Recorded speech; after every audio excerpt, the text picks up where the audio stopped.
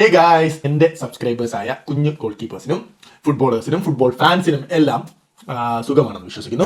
അപ്പോൾ UK Malayali goal കീപ്പറിന്റെ പുതിയൊരു വീഡിയോയിലേക്ക് നിങ്ങൾക്ക് ഏവർക്കും സ്വാഗതം. അപ്പോൾ നമ്മൾ ഈ ചാനൽ തുടങ്ങിയപ്പം മുതൽ നമ്മൾ ചെയ്യുന്നതെല്ലാം കുറച്ച് സീരിയസ് ടോപ്പിക്കുകളായിരുന്നു. അതായത് ട്രെയിനിങ് വീഡിയോസ്, പിന്നെ ഗോൾ കീപ്പേഴ്സിന്റെ സേഫ്റ്റി അവയർനെസ്, യൂറോ കപ്പിന്റെ പ്രഡിക്ഷൻ, ഇങ്ങനെയൊക്കെയുള്ള കുറച്ച് സീരിയസ് ടോപ്പിക്കുകളായിരുന്നു നമ്മൾ ഈ ചാനലിൽ ഇത്രയും നാളും ചെയ്തിരുന്നത്. അപ്പോൾ ഇന്ന് നമുക്ക് കുറച്ച് റിലാക്സ് ആകാനുള്ള ഒരു വീഡിയോ ആണ്.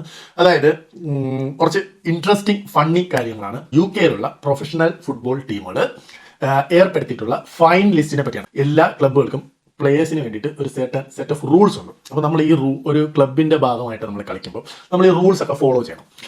ഇല്ല എങ്കിൽ നമുക്ക് ക്ലബ്ബ് ഫൈൻ അടിച്ചു തരും. അപ്പം ഈ ഫൈനുകൾ എന്തൊക്കെയാണെന്നാണ് നമ്മൾ ഇന്ന് ഈ വീഡിയോയിൽ നോക്കാൻ പോകുന്നത്. ഈ ഫൈനുകളിൽ ചിലതൊക്കെ നമുക്ക് തോന്നും ഇത് വേണ്ടുള്ള കാര്യമാണ് എന്ന് തോന്നും, ചിലത് നമുക്ക് വേണ്ട എന്ന് തോന്നുന്നതായിരിക്കാം, ചിലതൊക്കെ ഫണ്ണി ആയിട്ടും നമുക്ക് തോന്നും. അപ്പൊ എന്തിനാണ് ഈ ഫൈൻ ലിസ്റ്റ് അല്ലെങ്കിൽ ഈ റൂൾസ് കൊണ്ടുവന്നിരിക്കുന്നതെന്ന് പറഞ്ഞു കഴിഞ്ഞാൽ, നമ്മൾ ഫുട്ബോൾ കളിക്കാരായിക്കോട്ടെ അല്ലെങ്കിൽ ഒരു സ്പോർട്സ് പേഴ്സൺ ആയിക്കോട്ടെ, നമ്മളുടെ ലൈഫിൽ അത്യാവശ്യം വേണ്ട ഒരു കാര്യം എന്ന് പറഞ്ഞു കഴിഞ്ഞാൽ ഡിസിപ്ലിനാണ്. ഡിസിപ്ലിൻ ഇല്ലാതെ ഒരു സ്പോർട്സ് പേഴ്സണ് അയാളുടെ ഒരു കരിയർ മുന്നോട്ട് കൊണ്ടുപോകാൻ പറ്റത്തില്ല. അപ്പോൾ നമ്മളൊരു ക്ലബിന്റെ ഭാഗമായിട്ട് കളിക്കുമ്പോൾ നമ്മൾ ആ ഒരു ഡിസിപ്ലിൻ നമ്മൾ ഫോളോ ചെയ്യേണ്ടതായിട്ടുണ്ട്. ആ ഒരു ക്ലബിന്റെ ഡെക്കോറം നമ്മൾ കീപ്പ് ചെയ്യണം. അപ്പം അതൊക്കെ ഒന്ന് ഉറപ്പുവരുത്താൻ വേണ്ടിയിട്ടാണ് ഈ ഫൈനുകൾ ഏർപ്പെടുത്തിയിരിക്കുന്നത്. അപ്പം ഇതാണ് ഇന്നത്തെ ഈ ഒരു വീഡിയോയെ പറ്റി എനിക്ക് നിങ്ങൾക്ക് തരാനുള്ള ഇൻട്രൊഡക്ഷൻ. അപ്പം ഞാൻ ചെയ്യുന്ന കണ്ടന്റ്സ് നിങ്ങൾക്ക് ഇഷ്ടമാകുന്നുണ്ടെങ്കിൽ നമ്മുടെ വീഡിയോസിനൊക്കെ ഒന്ന് ലൈക്ക് ചെയ്തേക്കുക. നിങ്ങളുടെ ലൈക്ക് കൂടുന്നതനുസരിച്ച് ഇത് കൂടുതൽ ആൾക്കാരിലേക്ക് എത്തുകയും നമ്മളെ വീഡിയോസ് കൊണ്ട് പലർക്കും ഉപകാരപ്പെടുകയും ചെയ്യുന്നതായിരിക്കും. അപ്പോൾ ഇപ്പോൾ തന്നെ ഒന്ന് ലൈക്ക് ചെയ്തേക്കുക. അപ്പം ഇത്രയാണ് ഇന്നത്തെ ഒരു ടോട്ടൽ ഇൻട്രൊഡക്ഷൻ. ഇന്ന് നമ്മൾ നോക്കാൻ പോകുന്നത് ഞാൻ കളിക്കുന്ന ക്ലബിന്റെ റൂൾസ് എന്തൊക്കെയാണെന്നും അത് വയലേറ്റ് ചെയ്താൽ നമുക്ക് കിട്ടുന്ന ഫൈൻ എന്തൊക്കെയാണെന്നും ഒക്കെയാണ്. അപ്പം ഒട്ടും താമസിപ്പിക്കുന്നില്ല.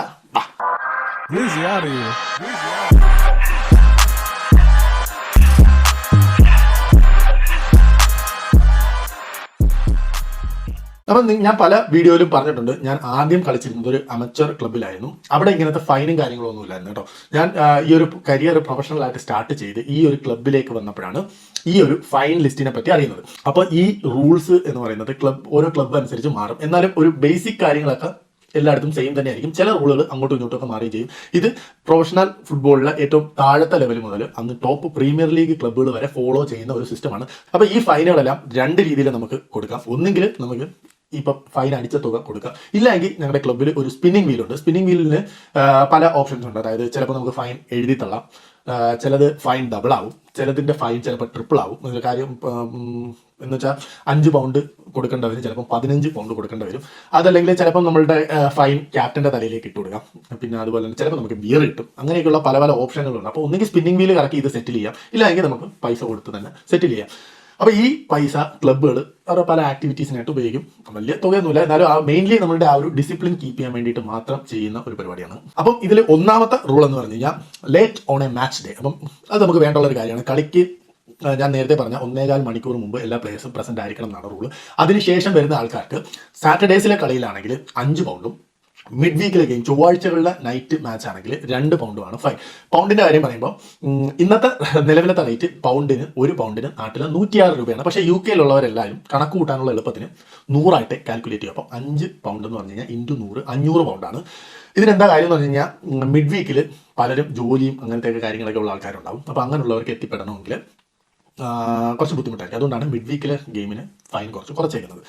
ഇനി രണ്ടാമത്തെ റൂൾ എന്താണെന്ന് പറഞ്ഞു കഴിഞ്ഞാൽ, arriving to game in crocs or sliders. അതായത് കളിക്കാൻ വരുമ്പോൾ നമ്മൾ ട്രെയിനേഴ്സ് അല്ലെങ്കിൽ ക്യാൻവാസ് ഷൂസ് ഇട്ട് തന്നെ വരണം എന്നാണ് റൂൾ.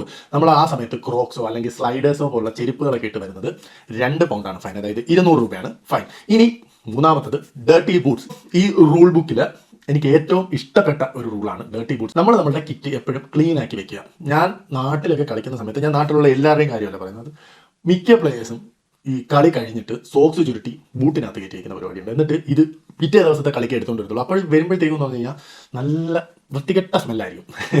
അപ്പം അത് മാത്രമല്ല, ചെളി, അഴുക്ക് ഇതെല്ലാം ഉണ്ടായിരിക്കും. നമ്മളുടെ പ്ലേയിങ് ഗിയേഴ്സ്, നമ്മളെ ബൂട്ടാവട്ടെ, ഷിൻ പാഡ് ആവട്ടെ, സോക്സ്, നമ്മൾ ഇടുന്ന ജേഴ്സി, ഇതെല്ലാം നമ്മൾ ക്ലീൻ ആക്കി വെക്കുകയാണെങ്കിൽ നമുക്ക് തന്നെ ഒരു പോസിറ്റീവ് ഫീൽ തുടങ്ങും. കളിക്ക് മുമ്പ് തന്നെ നമുക്കൊരു പോസിറ്റീവ് ഫീൽ. തിരിച്ച് നമ്മൾ കളിക്കാനായിട്ട് വന്നിരിക്കുമ്പോൾ നമ്മുടെ കൂട്ടത്തിലുള്ള ഒരാളുടെ ബൂട്ടിൽ നിന്നൊരു സ്മെല്ലോ അല്ലെങ്കിൽ സോക്സിന്റെ സ്മെല്ലോ ഒക്കെ വരുമ്പോൾ തന്നെ നമുക്കൊരു നെഗറ്റീവ് ഫീലാണ്. അപ്പോൾ ഹൈജീൻ എന്ന് പറഞ്ഞു കഴിഞ്ഞാൽ നമ്മുടെ ഫുട്ബോൾ പ്ലേയേഴ്സിന് അത്യാവശ്യമായിട്ടുള്ളൊരു കാര്യമാണ്. സോ അതാണ് ഡേർട്ടി ബൂട്ട്സ്. നമ്മളെ കളിയുടെ ദിവസം ബൂട്ട് ഈവൻ സ്റ്റഡ് വരെ ചെക്ക് ചെയ്യും.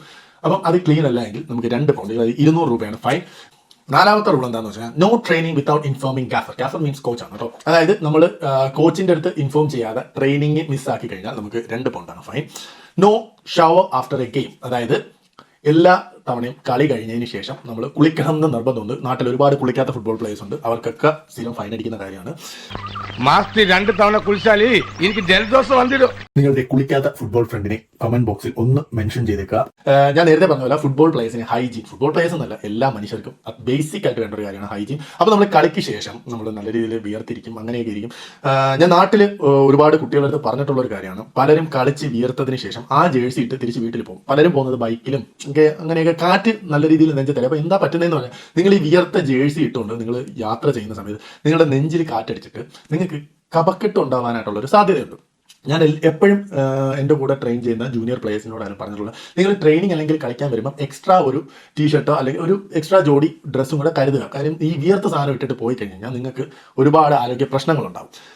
അതാണ് ഇപ്പം പറയാനൊരു അവസരം കിട്ടിയോണ്ട് പറഞ്ഞതേ ഉള്ളൂ.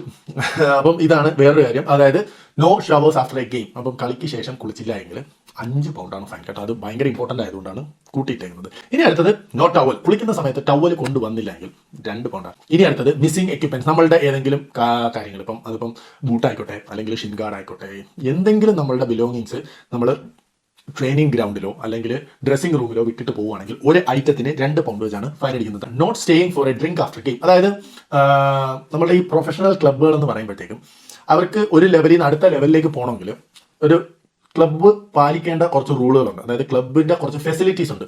അതിൽ നമ്മളുടെ ലീഗിലുള്ള ക്ലബ്ബുകൾ ആ ലെവലിൽ കളിക്കണമെങ്കിൽ ചില കാര്യങ്ങൾ നിർബന്ധമാണ്. അതിൽ ഒന്നെന്ന് പറഞ്ഞു കഴിഞ്ഞാൽ നമുക്ക് പ്രോപ്പർ ആയിട്ടുള്ള ഒരു ഗ്രൗണ്ട് വേണം. ക്ലബിന്റെ പേരിൽ ഒരു ഗ്രൗണ്ട് വേണം. ഗ്രൗണ്ടിൽ തന്നെ പവലിയൻ, അതായത് കാണികൾക്ക് ഇരിക്കാനുള്ള പവലിയൻ അല്ലെങ്കിൽ സ്റ്റാൻഡ്സ് ഉണ്ടായിരിക്കണം. അതുപോലെ തന്നെ മീഡിയ കവറേജ് ചെയ്യാനായിട്ട് സ്പെഷ്യലി ആ ഗ്രൗണ്ടിൽ ഫെസിലിറ്റീസ് ഉണ്ടാവണം. അതുപോലെ തന്നെ വരുന്ന കാണികൾക്കും എവേ ടീമുകൾക്കും ഒക്കെ വേണ്ടിയിട്ട് ബാർ, റെസ്റ്റോറൻറ്റ് ക്ലബിനകത്തുണ്ടായിരിക്കണം. പിന്നെ അതുപോലെ തന്നെ 2 ടീമുകൾക്കും ഡ്രസ്സിംഗ് റൂം ഉണ്ടായിരിക്കണം. ഡ്രസ്സിംഗ് റൂമിനകത്ത് ഷവറും കാര്യങ്ങൾ, കുളിക്കാനും ബാക്കിയുള്ള കാര്യങ്ങൾക്കുള്ള ആ ഒരു ഫെസിലിറ്റീസ് വേണം. പിന്നെ നമ്മളുടെ കോച്ചസിന് വേണ്ടിയിട്ട് ഒരു ടാക്ടിക്സ് റൂം എന്ന് പറയുന്ന ഒരു സംഭവമാണ്. അതായത് പറഞ്ഞാൽ കോച്ചുമാർ മാത്രം, കോച്ച്, അസിസ്റ്റന്റ് കോച്ച്, ഫിസിയോ ഇവരെല്ലാം ഇരുന്ന് പ്ലേയേഴ്സിനെ ഒഴിവാക്കിയിട്ട് അവരുടെ ടീം ടാക്ടിക്സ് ഡിസ്കസ് ചെയ്യാനായിട്ട് അവർക്ക് ഒരു റൂം വേണം. പിന്നെ ഫിസിയോയ്ക്ക് വേണ്ടിയിട്ട് ഒരു റൂം വേണം. പിന്നെ നമ്മളുടെ എക്യുപ്മെന്റ്സ് ഒക്കെ സ്റ്റോർ ചെയ്യുന്ന ഒരു റൂം വേണം. പിന്നെ കാണികൾക്ക് ഉള്ള ബാത്റൂം, ടോയ്ലറ്റ് ഫെസിലിറ്റീസ്, ഇതെല്ലാം ഫ്ലഡ് ലൈറ്റ് വേണം. പിന്നെ അതുപോലെ പ്രോപ്പർ ട്രെയിനിങ് ഗ്രൗണ്ട്, അതായത് മാച്ച് കളിക്കുന്ന ഗ്രൗണ്ട് അല്ല, അത് കൂടാതെ ഒരു ട്രെയിനിങ് ഗ്രൗണ്ട് വേണം. അപ്പം ഇത്രയും കാര്യങ്ങളാണ് ഞാൻ കളിക്കുന്ന ലീഗിൽ ഒരു ടീമിന് എലിജിബിൾ ആകാനുള്ള ക്രൈറ്റീരിയകൾ. അപ്പം മിക്ക ടീമുകൾക്കും ഞാൻ നേരത്തെ പറഞ്ഞ പോലെ ബാർ, റെസ്റ്റോറൻറ്റ് ഉണ്ടാവും. അപ്പം നമുക്കിപ്പോൾ ഒരു എവേ മാച്ച് ആണെങ്കിൽ ആ ഹോസ്റ്റ് ചെയ്യുന്ന ക്ലബ്ബുകൾ കളിക്ക് ശേഷം നമ്മൾക്ക് ഫുഡും ഡ്രിങ്ക്സും ഒക്കെ സപ്ലൈ ചെയ്യും. അപ്പം നമ്മൾ ആ ഒരു ഡ്രിങ്ക്സിന് ഇരിക്കണം എന്നുള്ളത് നിർബന്ധമാണ്. ഇതെന്തിനാന്ന് ചോദിച്ചു കഴിഞ്ഞാൽ ആ ഒരു ടീം ബോണ്ടിങ്ങിന് വേണ്ടിയിട്ടാണ് മെയിൻലി ചെയ്യുന്നത്. അപ്പം ആ ഒരു ഡ്രിങ്ക്സിന് ഇരുന്നില്ല, കളി കഴിഞ്ഞ ഉടനെ നമ്മൾ വീട്ടിൽ പോകാൻ നിന്ന് കഴിഞ്ഞ് കഴിഞ്ഞാൽ നമുക്ക് എത്ര പൗണ്ടാണ്?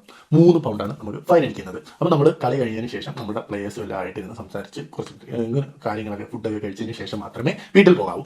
അതാണ് അടുത്ത റൂൾ എന്ന് പറയുന്നത്. ഇനിയുള്ള റൂൾ എന്ന് പറഞ്ഞു കഴിഞ്ഞാൽ ഞാൻ നേരത്തെ പറഞ്ഞ 1:45 ടീം മീറ്റിംഗ് സ്റ്റാർട്ട് ചെയ്യുന്നത്. അപ്പോൾ ഈ 1:45 ശേഷം ആർക്കും മൊബൈൽ ഫോൺ യൂസ് ചെയ്യാനുള്ള റൈറ്റ് ഇല്ല. അപ്പോൾ ആരെങ്കിലും ഇതിന് ശേഷം മൊബൈൽ ഫോൺ യൂസ് ചെയ്യുകയാണെങ്കിൽ അവർക്ക് 5 പൗണ്ടാണ് ഫൈൻ അടിക്കുന്നത്. അപ്പോൾ നമ്മൾ കളിക്കാൻ വന്നു കഴിഞ്ഞാൽ കഴിവതും ഫോണൊക്കെ ഒന്ന് മാറ്റി വെച്ച് നമ്മളുടെ ടീംമേറ്റ്സുമായിട്ടുള്ള ആ ഒരു ഇൻട്രാക്ഷൻ, കളിയെ പറ്റിയുള്ള ഇൻട്രാക്ഷൻ, അതൊക്കെ ചെയ്യുമ്പോഴത്തേക്കും നമ്മൾ പ്രൊഫഷണൽ ആവുകയാണ്. അതുപോലെ തന്നെ നമ്മളുടെ മൈൻഡ് സെറ്റും അതുപോലെ ഇമ്പ്രൂവ് ആവുകയാണ്. ഓക്കെ, ഇനി അടുത്ത റൂൾ എന്ന് പറഞ്ഞു കഴിഞ്ഞാൽ മിസ്സിംഗ് എ ഗെയിം. ഒരു കളി മിസ്സാവുക, നമുക്ക് കളിക്കാൻ ശനിയാഴ്ചകളിൽ നമുക്ക് കളിക്കാൻ പറ്റില്ല, അല്ലെങ്കിൽ ഏതെങ്കിലും ഒരു മാച്ച് നമുക്ക് മിസ്സായി, അത് നമ്മൾ പ്രോപ്പറായിട്ട് നമ്മളുടെ ടീമിനെ ഇൻഫോം ചെയ്തില്ല, ടീമിന്റെ ഒഫീഷ്യൽസിനെ നമ്മൾ ഇൻഫോം ചെയ്തില്ലെങ്കിൽ നമുക്ക് 5 പൗണ്ടാണ് ഫൈൻ ചെയ്യുന്നത്.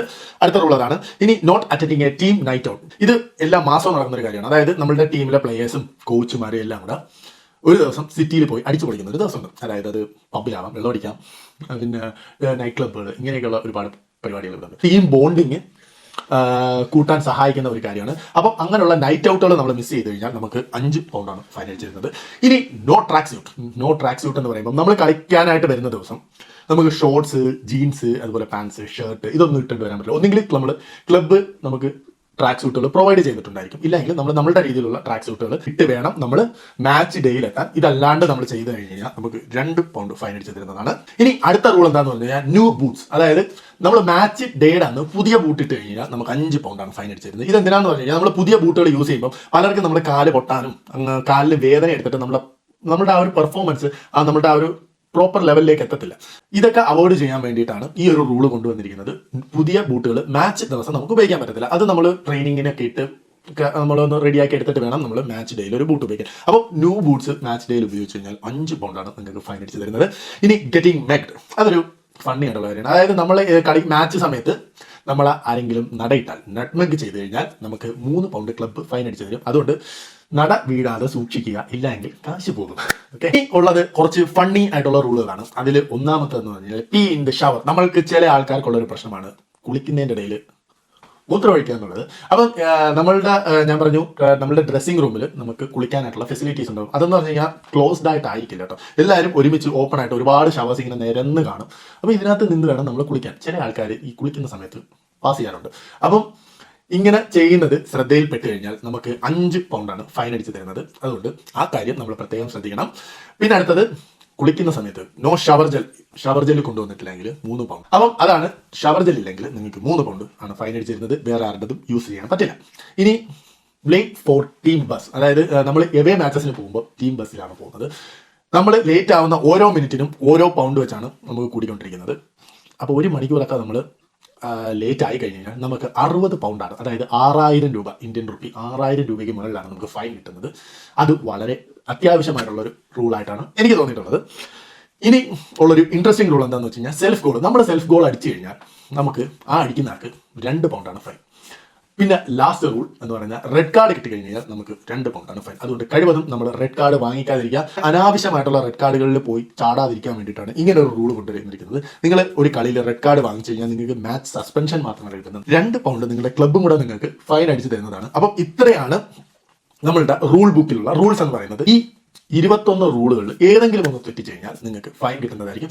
ഈ ആഴ്ച ഫൈൻ അടിച്ചു കഴിഞ്ഞാൽ അടുത്ത ആഴ്ച വരെ നിങ്ങൾക്ക് സമയമുണ്ട്. ഇതിനുള്ളിൽ കൊടുത്തില്ല എങ്കിൽ ഫൈൻ ഡബിൾ ആവുകയാണ് ചെയ്യുന്നത്. അപ്പോൾ ഇത്രയാണ് ഈ ഒരു റൂൾസിനെ പറ്റി എനിക്ക് പറയാനുള്ളത്. അപ്പോൾ ഈ ഒരു 21 റൂളിൽ നിങ്ങൾക്ക് ഏറ്റവും ഇൻട്രസ്റ്റിംഗ് ആയിട്ടുള്ള റൂൾ ഏതാണ്, ഏത് റൂളാണ് ഒരു ടീമിനെ സംബന്ധിച്ചിടത്തോളം അത്യാവശ്യമാണ് എന്ന് നിങ്ങൾക്ക് തോന്നിയത്, ഇതെല്ലാം ഒന്ന് കമന്റ് ചെയ്തേക്കാം. അപ്പോൾ അടുത്തത് ഇനി ഒരു ട്രെയിനിങ് വീഡിയോ അല്ലെങ്കിൽ നിങ്ങൾക്ക് ഇൻഫോർമേറ്റീവ് ആയിട്ടുള്ള ഒരു വീഡിയോ ആയിരിക്കും.